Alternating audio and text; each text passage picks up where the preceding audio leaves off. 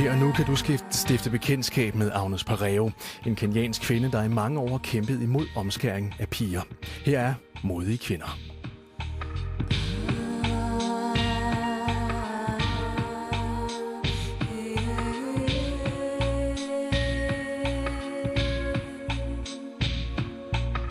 Some would say you can kill her. Some would say you will beat her. Some had to come around here one day. They came around with their spears. They wanted to come and burn this home.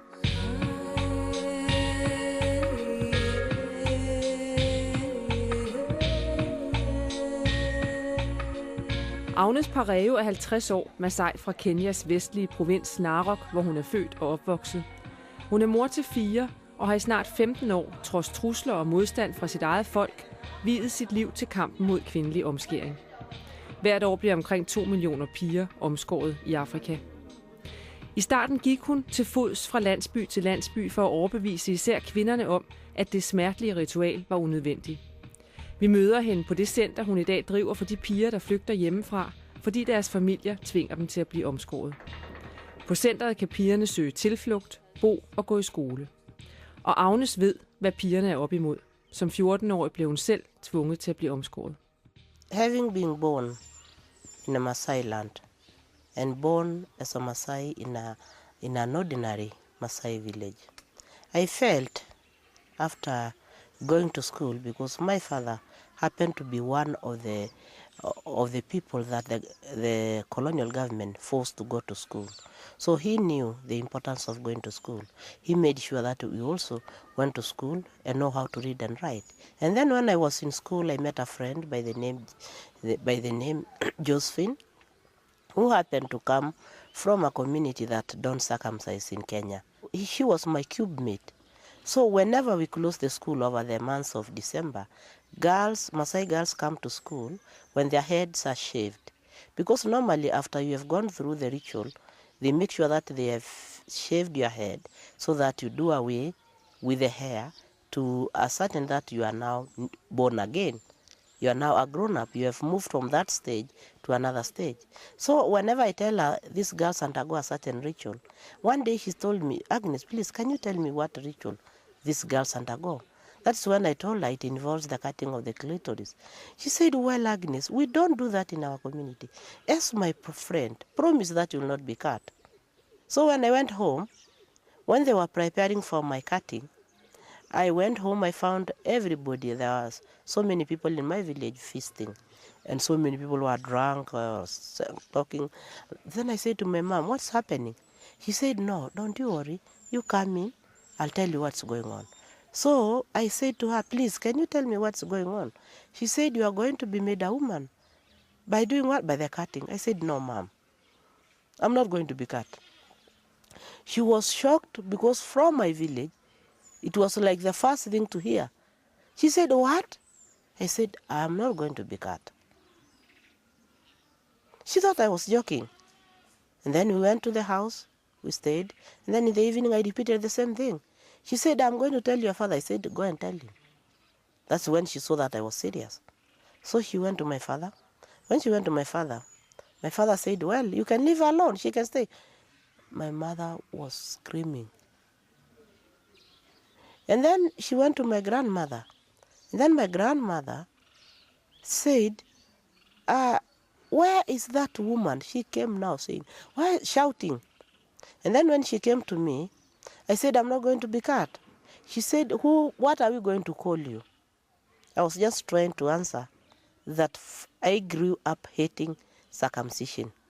And then after now, I knew that so many girls were dropping from school. Because immediately after circumcision, a girl is married off.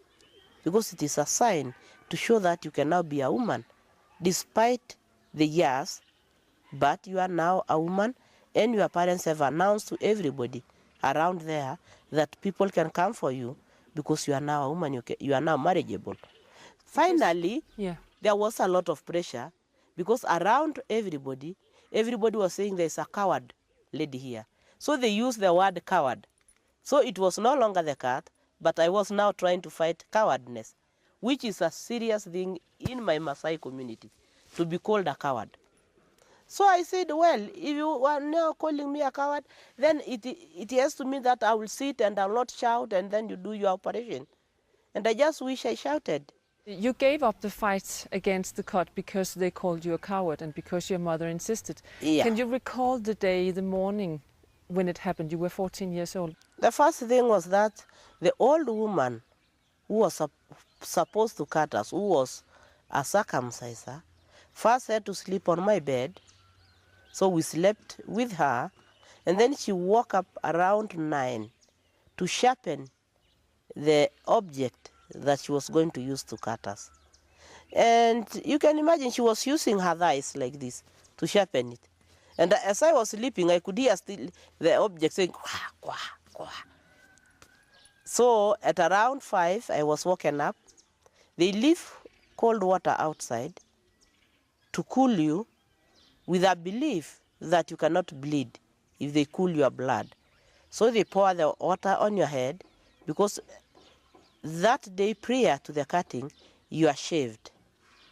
So they pour the cold water on you, then you are taken inside, because it happens, the operation goes on inside where the calves, the small cows sleep. So I just sat down and they did it on me.